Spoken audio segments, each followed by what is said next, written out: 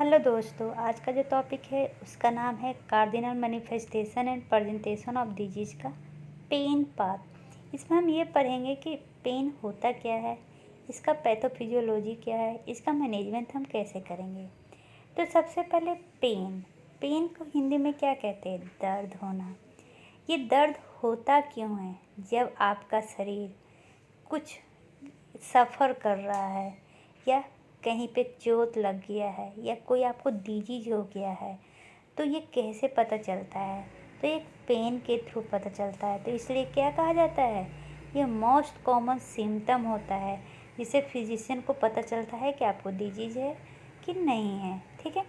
तो ये जो पेन है उसका फंक्शन हम कैसे देखेंगे? तो ये मेनली हम सेंसरी सिस्टम के द्वारा इसका फंक्शन देखते हैं। ये जो हमारा पेन सेंसरी सिस्टम है ना, यही हमारे बॉडी को प्रोटेक्ट करता है और होम्योस्टैसिस को मेंटेन करता है। तो ये करता कैसे है? तो ये जहाँ पर पेन हो रहा है वहाँ पर डिटेक्ट करता है, लोकलाइजिंग करता है और आइडेंटिफाई करता है कि कितना टिश्यू डैमेज हुआ है। क्योंकि जो डिफरेंट डिजीज होते हैं उसके डिफरेंट कैरेक्टरिस्टिक होते हैं टिश्यू डैमेज के, क्वालिटी का, टाइम कोर्स का, लोकेशन ऑफ पेन का। मतलब कि अलग अलग बीमारी में अलग अलग टिश्यू डैमेज होता है, क्वालिटी अलग होते हैं पेन का, टाइम ऑनसेट अलग होता है, लोकेशन अलग होता है। तो इसी से हम डिटेक्ट करते हैं कि उसको कौन सा डिजीज हो रहा है। ठीक है। तो सबसे पहले पढ़ते हैं पेन सेंसरी सिस्टम। पेन क्या है? एक अनप्लीजेंट सेंसेशन है जो हमारे बॉडी में कहीं पर भी हो सकता है, कोई पर्टिकुलर एरिया में, लोकलाइज्ड हुए पार्ट ऑफ ए बॉडी। ठीक है। ये डिस्क्राइब कैसे करते हैं? तो ये या तो पेनिट्रेट हो रहा है, कोई जैसे कि चाकू को पेनिट्रेट करते हैं तो दर्द करता है ना, या कोई टिश्यू डैमेज हो रहा है या डिस्ट्रैक्शन हो रहा है। ठीक है। अब कैसे डैमेज या डिस्ट्रक्शन होगा? जैसे जल गया, हम किसी को पिंच करते हैं, किसी को ये चाकू से तीयर होता है, गोली लगता है, चोट लगता है। ठीक है। या फिर दूसरा जो इमोशनल रिएक्शन होता है, जैसे कि कोई ये नॉजिएटिंग कर रहा है, टेरिफाइंग कर रहा है या सिक फील कर रहा है। ठीक है। तो पेन का जो इंटेंसिटी होता है ना वो अलग अलग होता है, मॉडरेट होता है, किसी में हाई इंटेंसिटी होता है। ये डिपेंड करता है एंजाइटी के साथ और कि कहाँ से ये फीलिंग आई है। ठीक है। तो इसका जो प्रॉपर्टी होता है वो कैसा होता है? ड्यूल इन नेचर होता है। क्या कह सकते हैं? ड्यूल, डुअलिटी इन नेचर होता है। पहला क्या होगा? सेंसेशन होगा और दूसरा इमोशन। सेंसेशन में पढ़े ना कि जैसे कि destructive tissue destructive process, stabbing, burning, ये सब में। और इमोशन में क्या आ जाएगा? तो जैसे कि कोई बहुत पेन होता है ना, जैसे गर्लफ्रेंड हो गया तो उसको ऐसा लगता है उसके दिल में पेन हो रहा है, या सीखने के कारण, नॉजिएटिंग के कारण या टेरिफाइंग के कारण। ठीक है। तो पेन का जो प्रॉपर्टी पूछेंगे तो ड्यूल इन नेचर होता है। एक तो सेंसेशन होगा और दूसरा इमोशन होगा। पेन क्या होता है? एक्यूट भी होता है और क्रोनिक भी होता है। अगर ये एक्यूट है तो पेन मेनली बिहेवियर इरोजर के कारण हो सकता है या तो स्ट्रेस रिस्पॉन्स के कारण हो सकता है। इसके कारण क्या होता है? हमारा बीपी क्या होता है? बीपी, हार्ट रेट, पुपुल का डायमीटर या प्लाज्मा कॉर्टिसोल लेवल बढ़ जाता है, जिसके कारण एक्यूट पेन होता है। कभी कभी लोकल मसल कॉन्ट्रैक्शन के कारण भी होता है। ठीक है। अब ये पेरिफेरल पेन सेंसरी सिस्टम होता है, इसमें दो मैकेनिज्म आते हैं। एक तो पेरिफेरल मैकेनिज्म और दूसरा सेंट्रल मैकेनिज्म। तो पहले पेरिफेरल मैकेनिज्म के बारे में जानते हैं। आपको पता है कि कुछ भी, मान लीजिए हमारा सेंट्रल नर्वस सिस्टम है, पूरे शरीर से जो ये स्टिमुलस या कोई भी मैसेज जो ब्रेन तक ले जाता है उसको अफरेंट कहते हैं, और जब ब्रेन से दूर ले जाता है उसको इफरेंट कहते हैं। तो सबसे पहले हम कौन सा पढ़ रहे हैं? Primary afferent nociceptor. ठीक है। तो ये जो पेरिफेरल नर्व जो है ना, वो उसमें मेनली एक्सॉन रहता है। 3 डिफरेंट टाइप का एक्सॉन रहता है। पेरिफेरल नर्व में 3 डिफरेंट टाइप का एक्सॉन रहता है। एक तो प्राइमरी सेंसरी अफरेंट, दूसरा मोटर न्यूरॉन्स और तीसरा सिंपैथिक पोस्ट गैंग्लियोनिक न्यूरॉन। चलिए पिक्चर में देखते हैं। देखिए ये क्या है, पेरिफेरल नर्व है, ठीक है। ये क्या है, सिंपैथिक प्री गैंग्लियन है, ये सिंपैथिक पोस्ट गैंग्लियन है, और ये हमारा स्पाइनल कोड है। और यहाँ पर क्या है, डॉर्सल रूट गैंग्लियन। जो हमारा एफरेंट है वो डॉर्सल रूट गैंग्लियन के थ्रू स्पाइनल कोड में ले जाता है कोई भी स्टिमुलाई को, और फिर मोटर के थ्रू ये बाहर भेजता है, और जो मेन ऑर्गन में पहुंचाता है वो काम करता है सिंपैथेटिक पोस्ट गैंग्लियोनिक, ठीक है। तो मेनली इसमें 3 टाइप का होता है न्यूरॉन्स, कौन कौन सा, primary sensory afferent, motor neurons और सिंपैथेटिक पोस्ट गैंग्लियोनिक न्यूरॉन्स, ठीक है। जो प्राइमरी सेंसरी एफरेंट होता है वो प्रेजेंट होता है कहाँ पे, तो डॉर्सल रूट गैंग्लिया में। कहाँ से, तो डॉर्सल रूट गैंग्लिया में कहाँ पे, तो वर्टिब्युलर फोरामेन में। देखिए एक सिंपल सा स्ट्रेटजी है, मतलब ऐसे याद कर लीजिए, जैसे कि कोई पेन हुआ तो पेन मेनली पीछे के थ्रू हमारे ब्रेन में पहुंचता है, ठीक है। और ब्रेन से जब ये मेन ऑर्गन तक आता है स्टिमुलस, तो वो आगे के थ्रू आता है। तो इससे आपको याद करने में बहुत इजी होगा। एक तो अफरेंट ले जाता है पीछे के थ्रू, मतलब कि डॉर्सल रूट गैंग्लिया से लेके जाता है, ठीक है। डॉर्सल रूट गैंग्लिया में भी कहाँ पर, तब वर्टिब्युलर फोरामेन में। अब जो प्राइमरी एफरेंट एक्सॉन है इसका भी 2 ब्रांच होता है, एक जो सेंट्रली हो और कहाँ पर हो, स्पाइनल कोड में हो, और दूसरा पेरिफेरी जो इनरवेट करता है टिश्यू को। पहला कौन सा, 2 ब्रांचेज होते हैं एफरेंट एक्सॉन का, एक होता है सेंट्रली और दूसरा होता है पेरिफेरल। सेंट्रल जो होता है वो कहाँ होता है, तो स्पाइनल कोड में होता है। पेरिफेरल होता है वो कहाँ होता है, तो टिश्यू में इनरवेट करता है, ठीक है। अभी जो प्राइमरी एफरेंट है ये क्लासिफाई हुआ है according to their diameter, degree of myelination और कंडक्शन वेलोसिटी। देखिए आप पिक्चर देखिएगा तो आपको समझ में आ जाएगा। जैसे कि ये क्या है, प्राइमरी एफरेंट है, तो ये इसका डायमीटर क्या है, ज़्यादा है, इसका डायमीटर क्या है, कम है, इसका बहुत ही कम है, ठीक है। माइलिनेशन, इसमें क्या हो रहा है, माइलिनेटेड है, इसमें भी माइलिनेटेड है, लेकिन इसमें और इसमें माइलिनेटेड नहीं है। मतलब कि अल्फ़ा बीटा सबसे लार्जेस्ट डायमीटर का होता है और ये माइलिनेटेड होता है। अल्फ़ा डेल्टा भी माइलिनेटेड होता है, लेकिन सी और सिंपैथेटिक पोस्ट गैंग्लियोनिक माइलिनेटेड नहीं होता है। मतलब कि अल्फ़ा का बीटा और डेल्टा दोनों माइलिनेटेड होता है। पिक्चर से इतना समझ में आ गया।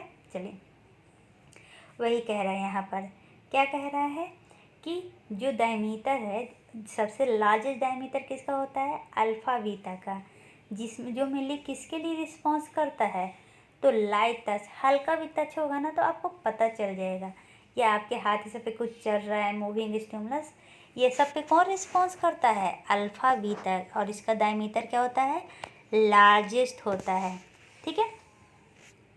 और ये जो नर्व है ना, ये इनर्वेट करता है स्किन के ऊपर, तभी तो लाइट टच से भी पता चल जाता है, ठीक है। लेकिन ये जो फाइबर है वो मेनली पेन के लिए नहीं होता है।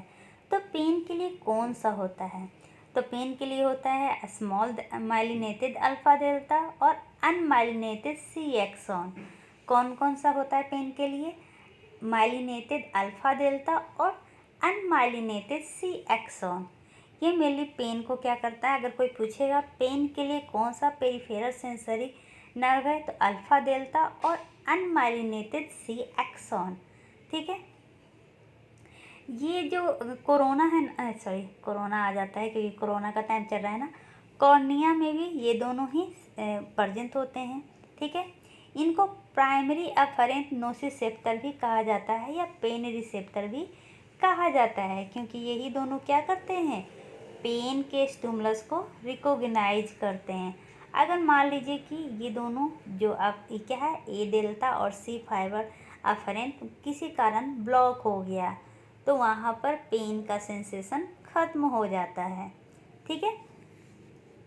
अब कोई इंडिविजुअल है जिसमें प्राइमरी अफरेंट नोसिसेप्टर है, वो क्या कर सकता है, बहुत सारे नॉक्सियस स्टिमुलाई को रिस्पॉन्ड कर सकता है। जैसे कि जो मोस्ट नोसिसेप्टर है वो मेनली किसको रिस्पॉन्स करता है, जैसे कि आपको दर्द, नोसिसेप्टर मतलब क्या होता है, ऐसा रिसेप्टर जो पेन को ये क्या करे, पहचाने। ठीक है, तो पेन होगा कैसे, जब आपका हाथ जल गया है या आपका हाथ क्या बहुत ठंडा में चला गया है या कोई मैकेनिकल मतलब चोट ये सब लग गया है या क्या हो गया है, एसिडिक चेंज हो गया है या ज़्यादा कोई केमिकल आपके हाथ पे गिर गया है या सेरोटोनिन, ब्रेडिकेनिन या हिस्टामिन, इतना के कारण हो सकता है। तो इस सबको क्या कहा जाता है, नॉक्सियस स्टिमुलाई कहा जाता है। चलिए एक टर्म है जिसका नाम है TRPV1। अब ये TRPV1 है क्या, T से ट्रांजिएंट, R से रिसेप्टर, P से पोटेंशियल कैटायन चैनल, V सब फैमिली V और 1 है जो मेंबर का नाम है। ठीक है, ये है क्या, ये एक ऐसा नोसिसेप्टर है जो पेरिफेरल एफरेंट में पाया जाता है। इसका दूसरा नाम वेनिलोइड रिसेप्टर भी कहते हैं, क्योंकि ये जैसे कि हीट या जैसे कैप्सियन खाते हैं, चिल्ली खाते हैं, तो ये सब से ये मेनली ये रिसेप्टर जो है वो एक्टिवेट हो जाता है। ठीक है, चलिए अब आते हैं सेंसिटाइजेशन में। सेंसिटाइजेशन होता क्या है, जैसे कि इंटेंस, रिपीटेड या प्रोलॉन्ग स्टिमुलस पे हम, जैसे कि कोई टिश्यू है उसमें हम क्या है बार बार क्या कर रहे हैं, ये इंटेंस, रिपीट या प्रोलॉन्ग स्टिमुलस अप्लाई कर रहे हैं, जिससे क्या होता है ना कि उसका थ्रेशोल्ड है वो कम हो जाता है और जो फ्रीक्वेंसी ऑफ फायरिंग है वो ज़्यादा हो जाता है। ठीक है, इसी को हम सेंसिटाइजेशन कहते हैं। इन्फ्लामेटरी मेडिएटर जैसे कि BK, bradykinin, nerve growth factor, prostaglandins, leukotrienes, ये सब कंट्रीब्यूट करता है इस प्रोसेस में, जिसको हम सेंसिटाइजेशन कहते हैं। सेंसिटाइजेशन मेनली दो तरह का होता है, पेरिफेरल और सेंट्रल। पेरिफेरल जो मेनली ऑकर होता है, जब सेंसिटाइजेशन ऑकर होता है पेरिफेरल नर्व टर्मिनल में, तो उसको कहते हैं पेरिफेरल सेंसिटाइजेशन। सेंट्रल जब ये होता है dorsal horn of spinal cord में। ठीक है, पेरिफेरल सेंसिटाइजेशन ऑकर होगा कहाँ पर, तो डैमेज या इन्फ्लेम टिश्यू में। ठीक है, लेकिन जो ये सेंट्रल है वो ऑकर होता है मेनली जब एक्टिविटी हम लोग करते हैं, जैसे कि पेन हो रहा है तब। फिर से क्या कह रहा है, पेरिफेरल और सेंट्रल सेंसिटाइजेशन में डिफरेंस क्या है, तो पेरिफेरल सेंसिटाइजेशन कब ऑकर होता है, जब हमारा टिश्यू फूल जाए या डैमेज हो जाए। ठीक है, किसी भी कारण से। लेकिन जो सेंट्रल सेंसिटाइजेशन होता है वो मेनली जब कोई एक्टिविटी जनरेट किया जाता है नोसिसेप्टर के द्वारा, जैसे कि इन्फ्लामेशन के समय या एक्साइटेबिलिटी बढ़ जाने के कारण, तो इसके कारण जो होता है उसको सेंट्रल सेंसिटाइजेशन कहते हैं। जो सेंट्रल सेंसिटाइजेशन है वो mainly dorsal horn of spinal cord में होता है।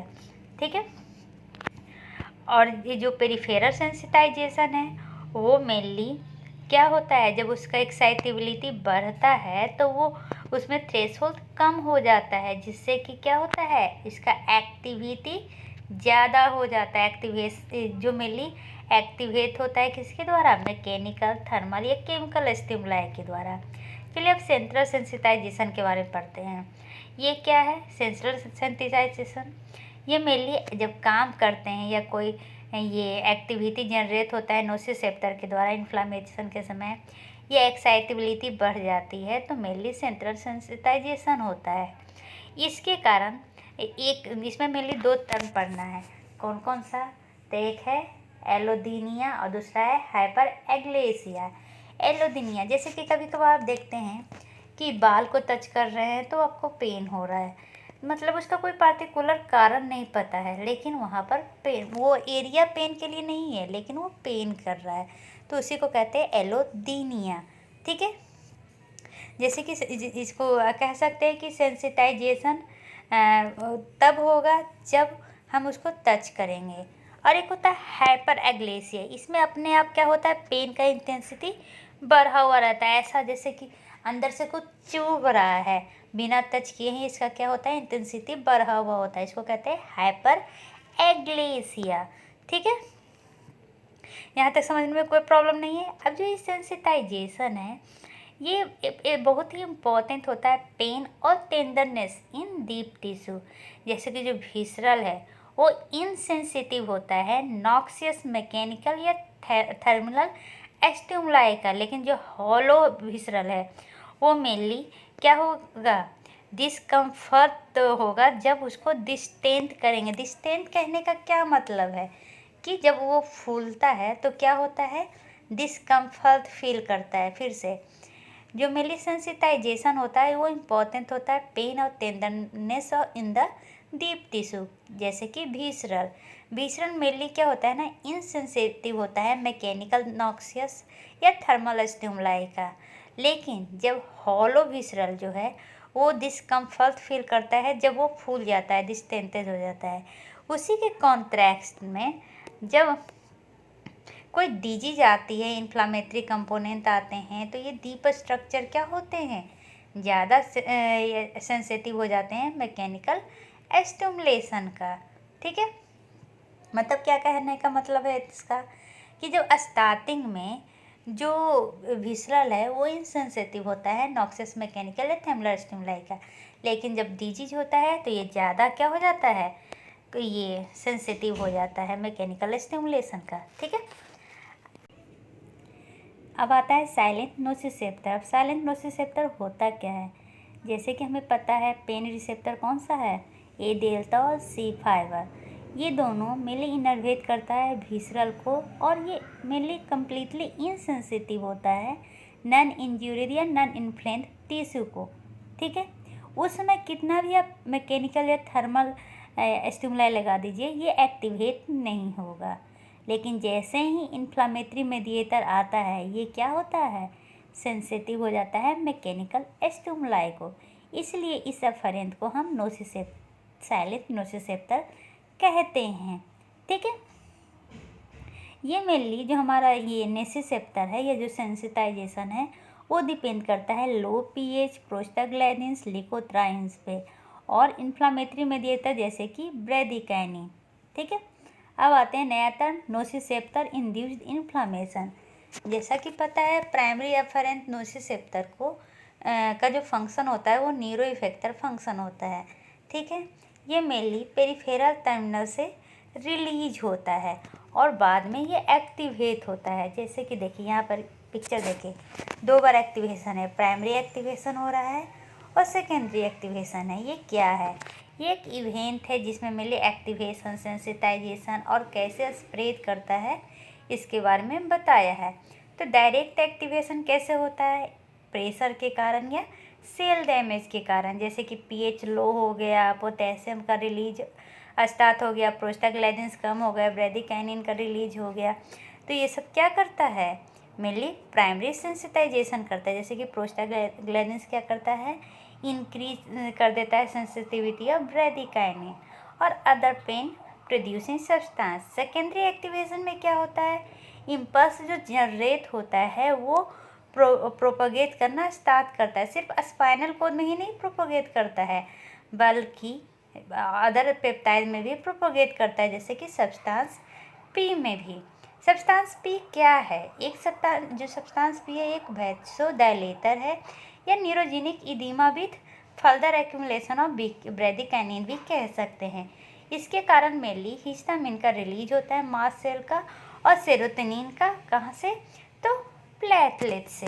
ठीक है, चलिए अब ये जो हमारे सब्सटेंस पे जिसका एग्जांपल लिए, इसमें 11 अमीनो एसिड पेप्टाइड होता है जो मेनली रिलीज किया जाता है प्राइमरी एफरेंट नोसिसेप्टर के द्वारा और बहुत सारे बायोलॉजिकल एक्टिविटी से। अभी पढ़ा कि ये क्या है, पोटेंट वैसोडाइलेटर है जो मेनली क्या करता है, मास्ट सेल को डिग्रेनुलेशन करता है और ये केमोरेट्रैक्टेंट है किसके लिए, ल्यूकोसाइट के लिए। और ये मेनली किसका प्रोडक्शन इंक्रीज करता है, तो इन्फ्लामेटरी मेडिएटर जैसे कि ब्रेडिकाइनिन का। ठीक है, यहाँ तक समझने में कोई प्रॉब्लम नहीं है। जो प्राइमरी एफरेंट नोसिसेप्टर है ये सिंपली पैसिव मैसेंजर है, किसके लिए, थ्रीट और टिश्यू के लिए। ठीक है, अब आते हैं सेंट्रल मैकेनिज्म में। सेंट्रल मैकेनिज्म में मेनली हम स्पाइनल कोड और उससे रिफर्ड पेन के बारे में पढ़ते हैं। ठीक है,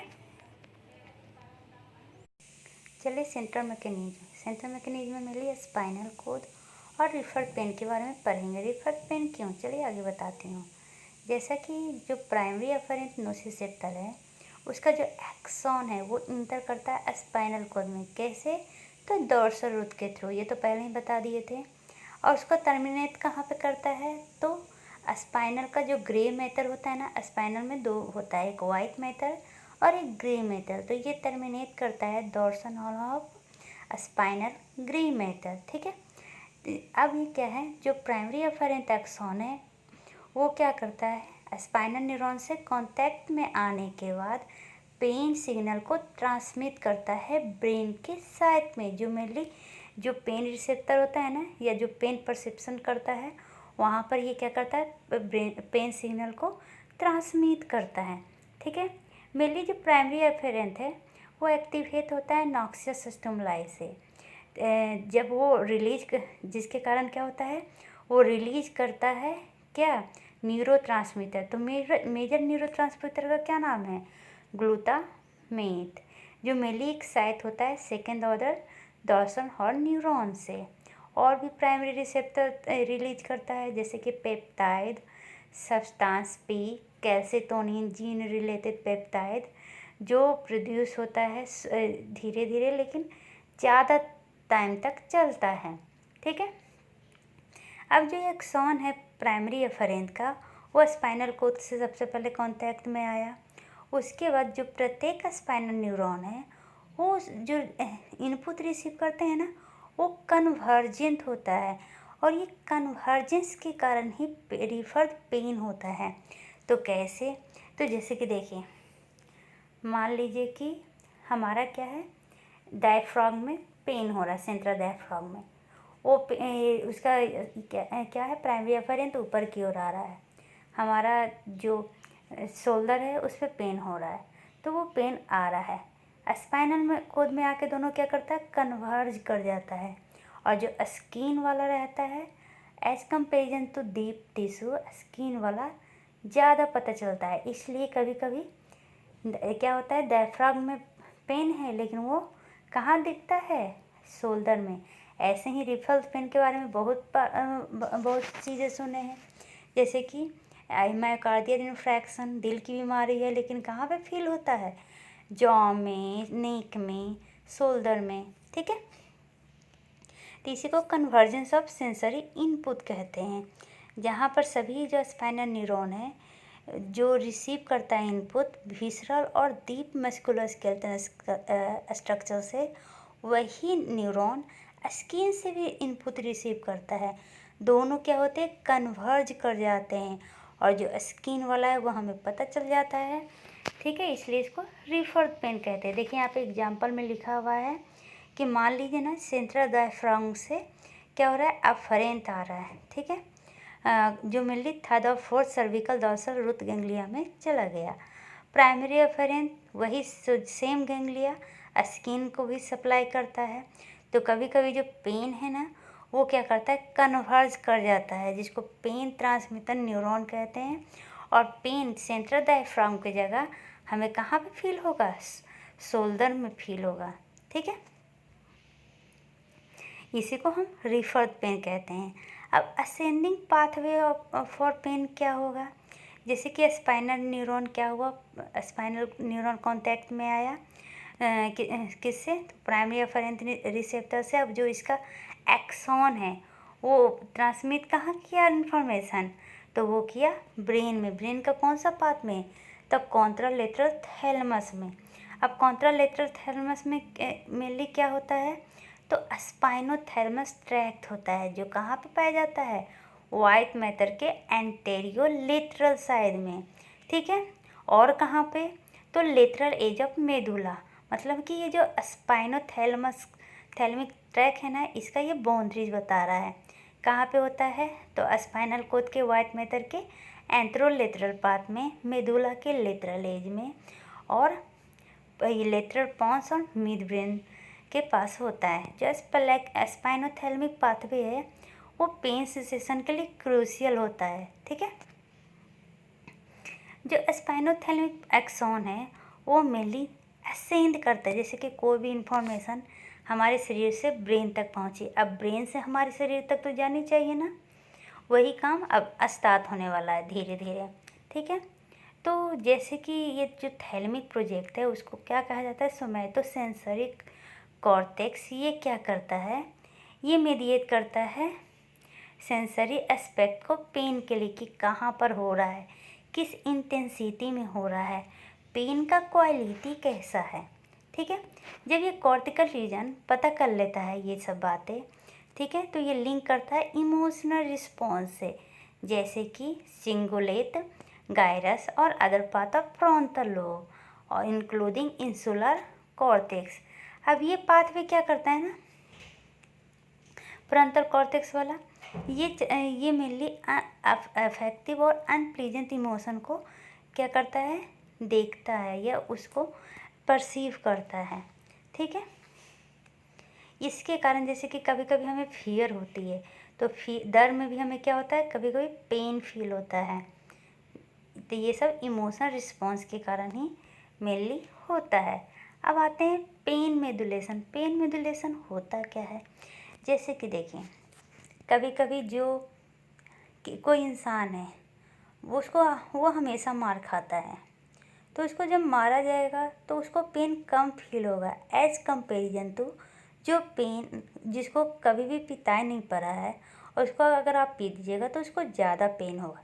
इसी को पेन मेडुलेशन कहते हैं। मतलब कि डिफरेंट इंडिविजुअल डिफरेंट सिचुएशन पे ये पेन डिपेंड करता है। जैसे एथलेटिक्स, उनमें अगर सीरियस फ्रैक्चर भी हो जाए तो उनमें पेन क्या होंगे, माइनर होंगे। जैसे कि हमारे सोल्जर, उनमें कितना भी पेन हो या इंजरी हो, जितना भी इंजरी हो, पेन क्या होंगे, माइनर होंगे। लेकिन एक पेशेंट जिसको ये एक्वा प्रेशर भी होता है या वेनी पंक्चर भी करता है, उससे भी वो डरते हैं, उनको पेन ज़्यादा फील होती है। ठीक है, तो प्लेसेबो इफ़ेक्ट क्या होता है, तो प्लेसेबो इफ़ेक्ट ऐसा इफ़ेक्ट होता है जिसमें क्या है, पॉजिटिव फीलिंग हो। मतलब कि देखिए उसको इंजरी हो रहा है, पेन होना चाहिए लेकिन पेन फील नहीं हो रहा। मतलब क्या है कि treatment will relieve pain with significant analgesic effect, जिसको प्लेसेबो इफ़ेक्ट कहते हैं। और एक होता है नोसेबो इफ़ेक्ट। इसमें क्या हो रहा है, पेन वर्स हो जा रहा है। मतलब कि जहाँ पे पेन ज़्यादा नहीं होना चाहिए वहाँ पर वो और ज़्यादा हो जा रहा है किसी के सब्सटेंस को इंड्यूस करने पे। जैसे इंजेक्शन दे रहे हैं या क्या कर रहे हैं, ये वेनी पंक्चर फ्राइटनिंग कर रहे हैं, तो उसका पेन बढ़ जाता है, एक डर होता है।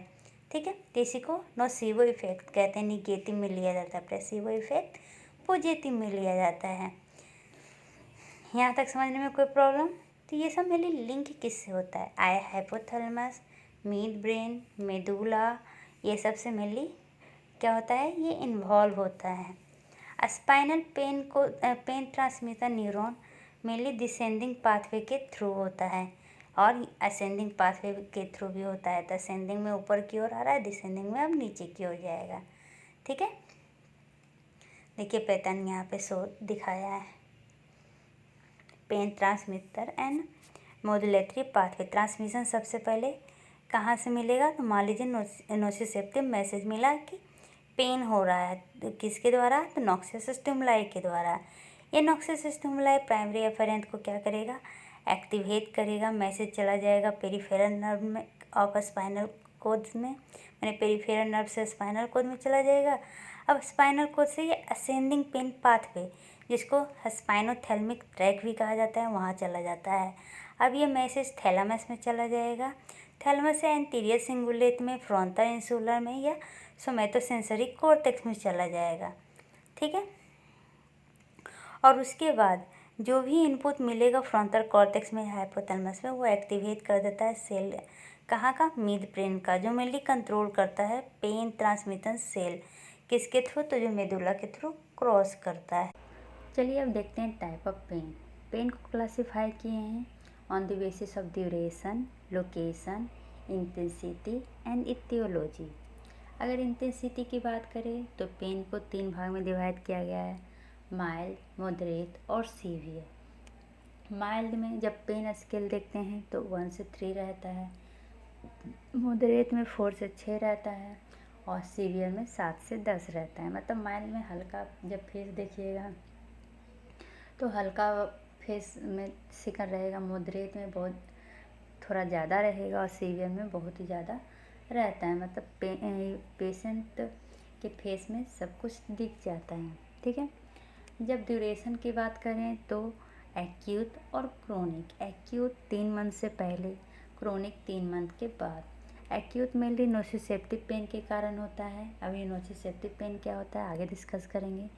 Chronic pain mainly central pen mechanism के कारण होता है। एक्यूट पेन माइल्ड उसमें होगा पैथोलॉजिकल पेन परसेप्शन, क्रोनिक में सीवियर होगा।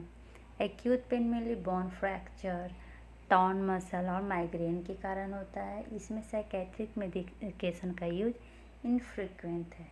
लेकिन क्रोनिक में central pain syndrome, fibromyalgia, chronic daily headache के कारण होता है और इसमें use of psychiatric medication common है। एक और है प्रोट्रैक्टेड पेन, जिसमें दोनों नोसिसेप्टिव और सेंट्रल पेन को मिक्स कर दिया जाता है। नोसिसेप्शन बाद में डिमिनिश्ड हो जाता है लेकिन सेंट्रल पेन ग्रो करते रहता है। इसका जो टाइमिंग है वो 3 से 6 मंथ ऑफ ईयर है, 2 ईयर है। इसमें पेन जो पैथोलॉजिकल पेन परसेप्शन है वो 3 से माइल्ड से मॉडरेट है और ये mainly chronic spinal disc herniation, chronic regional pain syndrome और क्रोनिक माइग्रेन के कारण होता है। और इसमें जो यूज ऑफ साइकेट्रिक मेडिकेशन है वो ग्रेजुअली इंक्रीज करता है फ्रीक्वेंसी में। तो pain on the basis of duration हमने क्या बताया, एक्यूट और क्रोनिक होता है। क्रोनिक में क्रोनिक नन कैंसर पेन भी हो सकता है, कैंसरस पेन भी हो सकता है और एपिसोडिक पेन भी हो सकता है। अब इटियोलॉजी के अनुसार 2 टाइप का होता है, नोसिसेप्टिव पेन और न्यूरोपैथिक पेन। नोसिसेप्टिव पेन में हम मेनली सोमैटिक पेन और विसरल पेन के बारे में डिस्कस करेंगे और न्यूरोपैथिक पेन में पेरिफेरल और सेंट्रल न्यूरोपैथिक पेन के बारे में डिस्कस करेंगे। Nociceptive pain arises from tissue damage. कोई टिश्यू डैमेज हो रहा है उसके कारण जो पेन एराइज करते हैं होता है उसको नोसिसेप्टिव पेन कहते हैं। Neuropathic pain arises from damage reporting system से इटसेल्फ। नर्वस सिस्टम में अगर कोई डैमेज होता है तो इसको न्यूरोपैथिक पेन कहते हैं। अदर पेन दोनों को मिलाकर वो, जैसे कि न्यूरोलॉजिकल डिसफंक्शन लेकिन वो डैमेज नहीं किया है, जैसे कि फाइब्रोमाइल्जिया। ठीक है, अभी तक हमने क्या पढ़ा। पेन को अगर ड्यूरेशन से करें तो एक्यूट पेन होता है, क्रोनिक पेन होता है। एक्यूट पेन में post surgical pain, headache, trauma हो सकता है। क्रोनिक पेन 4 तरह का होता है, नोसिसेप्टिव, न्यूरोपैथिक, मिक्स्ड और विसरल। नोसिसेप्टिव जो टिश्यू के डैमेज से होता है, ऑस्टियोआर्थराइटिस, रिमेटॉइड अर्थराइटिस। न्यूरोपैथिक 2 तरह का होता है, सेंट्रल और पेरिफेरल। सेंट्रल में post stroke, multiple sclerosis, spinal cord injury और फैंटम पेन हो सकता है। पेरिफेरल में post herpetic neuroglia, diabetic neuropathy, HIV related neuropathic pain हो सकता है। जब मिक्स की बात किया जाए तो लोअर बैक, कैंसर और फाइब्रोमाइल्जिया होगा और विसरल की बात किया जाए तो internal organ, pancreatic, inflammatory bowel syndrome आएगा। ठीक है, क्लासिफिकेशन ऑफ बोन तो कर लिए क्या। नोसिसेप्टिव भी 2 तरह का होता है, सोमैटिक और विसरल। जैसे यहाँ पे देखे थे ना नोसिसेप्टिव, ये वाला सोमैटिक है और ये वाला विसरल है। अब इसका मतलब क्या होता है, सोमैटिक में स्केलेटल मसल आएंगे और विसरल में इंटरनल ऑर्गन आएगा। न्यूरोपैथिक में मेनली हमने डायबिटिक न्यूरोपैथी और फाइब्रोमाइल्जिया याद रखना है। फंक्शनल कोई भी नॉन कर्ज नहीं होता है। साइकोसोमैटिक में फाइब्रोमाइल्जिया आता है। परसिस्टेंट मतलब क्या कहने का मतलब होता है, 3 मंथ से ज़्यादा चल रहा है। इंटरमिटेंट, एपिसोडिक मतलब आज आया कल नहीं, परसों आया चौथा रोज नहीं। एक्यूट, कोई भी पेन 3 मंथ से पहले ख़त्म हो जाए। ब्रेक थ्रू, इसका मतलब क्या हो रहा है, due to wearing of medication. Incident, कोई एक्टिविटी के कारण हो रहा है। स्पॉन्टेनियस, फ्लीटिंग न्यूरोपैथिक पेन के कारण हो रहा है। ठीक है, क्रोनिक पेन में सेक्स डिफरेंसेस भी मायने रखता है। ठीक है, तो ये है चार्ट दिया हुआ, जैसे baseline sex differences in nervous and immune system, regulatory process, other sex differential risk और disease conferring risk of chronic pain. तो ये इतना इम्पोर्टेंट नहीं है। चलिए अब आते हैं जो ये विसरल और सोमैटिक पेन था। विसरल मतलब क्या कहा था, इंटरनल ऑर्गन। कहने का क्या मतलब है, जैसे organ capsule, covering, lining, connecting and supporting structure. तो इसका क्लिनिकल एग्जाम्पल क्या होगा, tumour, invasion, obstruction, bladder, GI distension, spasm, colic, angina, pancreatitis और अपेंडिसाइटिस। पेन का क्वालिटी कैसा होगा, क्रैम्प, ऐसा लगा कोई चाकू फेंक रहा है, deep, throbbing, squeezing, pressure, heaviness, sharp, intense pain रहेंगे। लोकलाइजेशन में ये डिफ्यूज रहेगा, हाथ तो लोकलाइज, समटाइम ये रेडिएट कर देता है नॉन विसरल पाथ में। ट्रीटमेंट कैसे करेंगे, ऑपोइड्स देंगे, एनसिड देंगे, एसिटामिनोफेन देंगे, डेक्सामेथासोन देंगे, डिस्टेंशन या ऑब्स्ट्रक्शन टू रिड्यूस इन्फ्लामेशन और tumour burden. Somatic, skin, subcutaneous tissue, mucous membrane. इसमें मेनली क्लिनिकल एग्जांपल है sunburn, cellulitis, shallow wound, ulcer, herpes zoster, irritation of rectum, bladder, gynaecological urethral tissue incision. इसमें जो quality of pen होता है वो burning, sharp, prickling, stabbing, सोर और arcing हो, जैसे कि सोमाटासिस, म्यूकोइटिस, इसोफोगाइटिस, हर्पिस सिम्प्लेक्स, इस समय सोर या होते हैं। ठीक है, लोकलाइजेशन की बात करो तो ये वेल लोकलाइज होते हैं। ट्रीटमेंट की बात करें तो एनसिड, एसिटामिनोफेन फॉर माइल्ड और moderate discomfort, opioids severe. Consider topical anaesthetic और टॉपिकल ऑपोइड्स। जॉइंट कैप्सूल या कनेक्टिव टिश्यू की बात करें तो arthritis, muscular skeletal pain, tendinitis, bursitis, gout, lupus, fibromyalgia. इसमें जो पेन होता है वो aching, deep cramping, throbbing, constant, dull and gnawing होता है। लोकलाइजेशन तो वेल लोकलाइज नहीं होता है, समटाइम ये रेडिएट कर देता है एडजेंट एरिया में। ट्रीटमेंट वही एनसिड, एसिटामिनोफेन और प्लस माइनस ऑपोइड्स। बोन की पेन की बात करें तो bone metastasis, pathological bone fracture. Fascia और मसल की बात करें तो incisional pain, muscle sprain, deep skin वूल, tumour erosion in supportive structure. Neuropathic में सेंट्रल और पेरिफेरल पढ़ा था। पेरिफेरल न्यूरोपैथिक में diabetes, HIV, chemotherapy, radiation treatment. इसमें मेनली क्वालिटी कैसा होगा तो स्टिंगिंग, बर्निंग, क्रॉलिंग मतलब ऐसे लगेगा कोई चल रहा है, आर्चिंग, पिंस, नीडल्स, टिंगलिंग। इसमें लोकलाइजेशन, शॉकिंग और ग्लोव पैटर्न। इसमें मेनली ट्रीटमेंट क्या है, TCA ट्राइसाइक्लिक एंटी डिप्रेसेंट। इसमें ये एंटी कन्वुल्सन दे भी सकते हैं, नहीं भी दे सकते हैं। न्यूरल गियर रहे, PH चेन, ट्राइजेमिनल न्यूरोगिया रहे। इसमें जो क्वालिटी होगा ना वो पैरोक्सिमल, स्टैबिंग, शूटिंग और एलोडीनिया होता है। लोकलाइजेशन रेडिएट करेगा, ट्रैवल अलोंग नर्व। इसमें हम ट्रीटमेंट में ऑपोइड्स दे सकते हैं, नहीं भी दे सकते हैं। स्पाइनल कोड अगर कंप्रेशन या प्लेक्सोपैथी रहेगा तो इसमें जो क्वालिटी है पेन का वो इंटेंस, रेडिएटिंग या सीवियर होगा। ये भी नर्व के साथ नीचे की ओर ट्रैवल करता है। इसमें कॉर्टिकोस्टेरॉइड और एक्सआरटी देते हैं।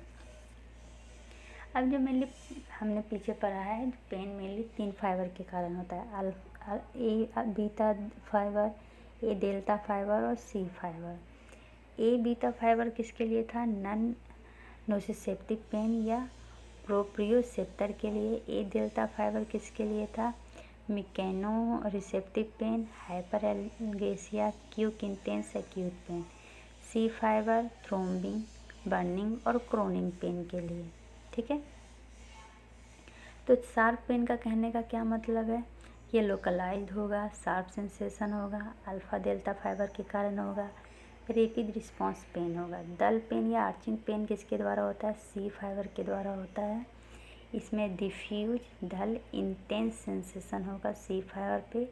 स्लो ऑनसेट पेन होता है। Burning pain mainly TRPV receptor के कारण होता है और किस पे होता है, C और अल्फा डेल्टा फाइबर पे होता है। पिंक प्रिक ये मेनली A डेल्टा फाइबर में मेडिएट होता है। मिकैनो हीट सेंसिटिव नोसिसेप्टर है। इचिंग ये नोसिफेंसिव सेंसेशन है जो मेनली स्क्रैच रिफ्लेक्स से प्रोवोक होता है। ठीक है, अब क्रोनिक पेन का ट्रीटमेंट करें तो फार्माकोलॉजिकल, नॉन फार्माकोलॉजिकल में mainly physical therapy, medical procedure, psychological approach और भी अदर्स किए जाते हैं। फिजिकल थेरेपी में heat therapy, ice therapy, massage, ultrasound, TENS, acupuncture, occupational therapy किया जाता है। मेडिकल प्रोसीजर में nerve block surgery, trigger point injection किया जाएगा। साइकोलॉजिकल अप्रोच में साइकोथेरेपी, हाइप्नोसिस और मेडिटेशन किया जाता है। अदर्स में चिरो प्रैक्टिस, हर्बल प्रिपरेशन किया जाएगा। और फार्माकोलॉजिकल में प्रिस्क्राइब करते हैं और नॉन प्रिस्क्राइब करते हैं। अगर नॉन प्रिस्क्राइब में है तो एसिटामिनोफेन और एसिटिल सैलिसाइलिक एसिड, और प्रिस्क्राइब में opioids, anti convulsant, anti depressant, anti spasticity और सिडेटिव दिया जाता है। ठीक है, मेनली ये हम टाइप ऑफ पेन पढ़े थे। नोसिसेप्टिव या इन्फ्लामेटरी पेन, न्यूरोपैथिक या सेंट्रल सैनिटाइजेशन, नोसिप्लास्टिक पेन। ठीक है,